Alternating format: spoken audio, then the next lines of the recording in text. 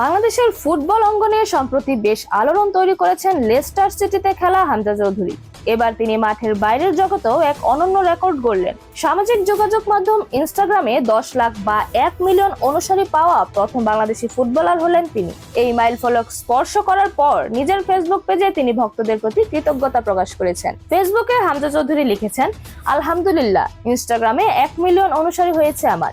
আপনাদের সমর্থনের জন্য সবাইকে ধন্যবাদ। আমি সত্যিই অনেক কৃতজ্ঞ।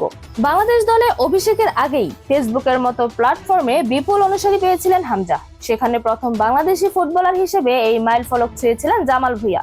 এরপরই এই তালিকায় যোগ দেন হামজা।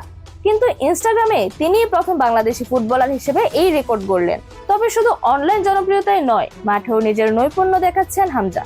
গত 25শে মার্চ ভারতের বিপক্ষে আন্তর্জাতিক ফুটবলে তার অভিষেক হয়। সেই ম্যাচে মাঝে মাঠে তার দারুণ পারফরম্যান্স মুগ্ধ করেছিল সবাইকে। এরপর ভুটানের বিপক্ষে ঘরের মাঠে মাত্র 7 মিনিটের মধ্যে গোল করে তিনি দেশের ফুটবলের নতুন আশার সঞ্চার করেন। এরকম আরো নতুন নতুন খেলার আপডেট পেতে অবশ্যই চ্যানেলটি সাবস্ক্রাইব করে রাখুন। ধন্যবাদ। লেভাজ নিউজ।